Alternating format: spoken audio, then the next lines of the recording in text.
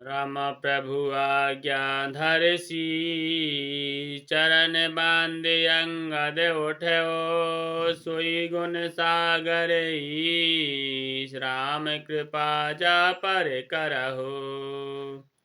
प्रभु की आज्ञा से चढ़ाकर और उनके चरणों की वंदना करके अंगद जी उठे और बोले, हे भगवान श्री रामचंद्र जी, आप जिस पर कृपा करें वही गुणों का समुद्र हो जाता है। श्री राम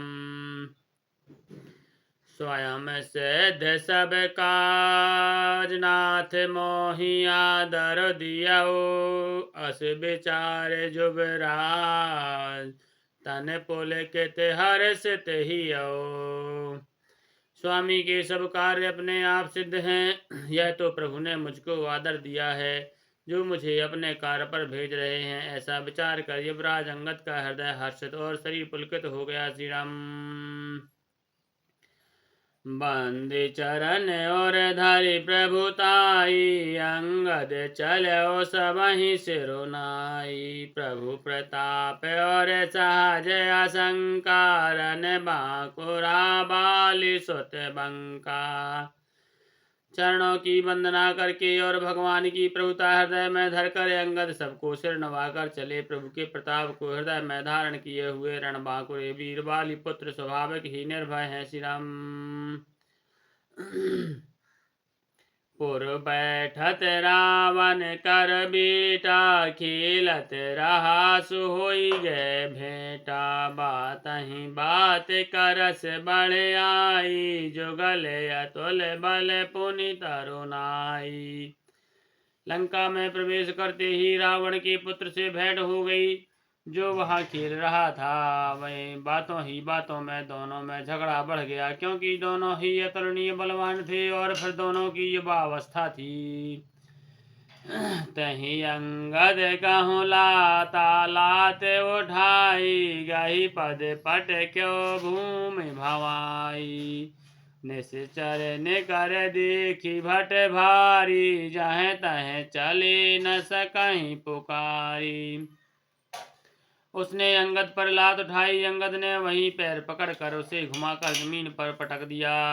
राक्षस के समूह भारी योद्धा देखकर जहां तहां भाग चले। वे डर के मारे पुकार भी ना मचा सके।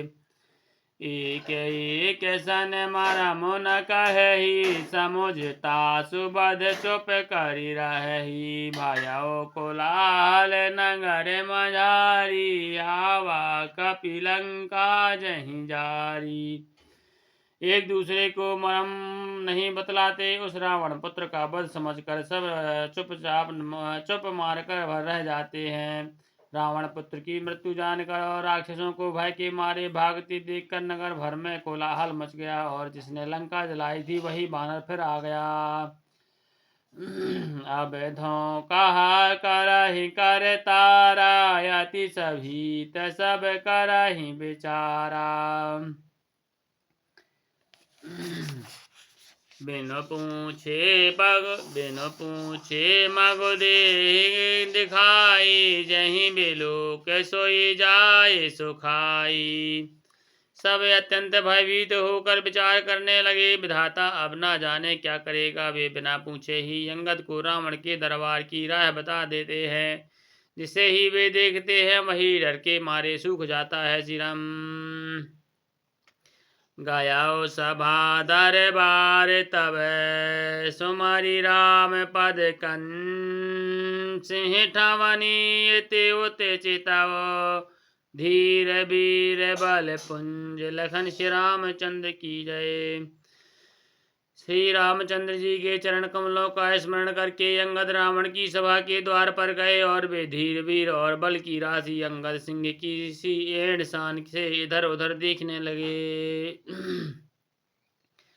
तुरत निशाचर के पठावा समाचार रावण ही जनावा। सुनत बेहस बोला दस सीसाया नहु बोल कहाँ कर कीसा।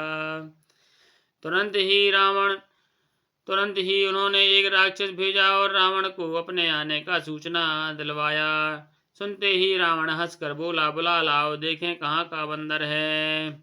आयसु पाए दूत बहुधाए कपि कुंजरहि बोली ले आए। अंगद दीखे दसानन वैसे सहत प्राण कज्जल गिरि जैसे। आज्ञा पाकर बहुत से दूत दौड़े और वानरों में हाथी के समान अंगद को बुला लाए। अंगद ने रावण को ऐसे बैठे देखा जैसे कोई प्राण युक्त सजीव काजल का पहाड़ हो। श्रीराम भुजा बेटप सिर श्रृंग समाना रोमावली लता जनु जाना नाना। मुखे नासिका नयन अरुकाना गिरि कंदरा खोहे अनुमाना। भुजाएं वृक्षों के और सिर पर्वतों के शिखरों के समान है। रोमावली मानो बहुत सी लताएं हैं। मोह नाक नेत्र और कान पर्वत की कंदराओं और खोहों के बराबर हैं। श्री राम गयो सभासन स्नेह नमूरा बाली तनय अति बल बांकुरा। उठे सभासद कपि कहूँ देखी रामन और भा क्रोध विसेखी। अत्यंत बलवान बांके वीर बाली पुत्र अंगद सभा में गए और वे मन में जरा भी नहीं झिझके। अंगद को देखते ही सब सभासद उठ खड़े हुए। यह देखकर रावण के हृदय में बड़ा क्रोध हुआ।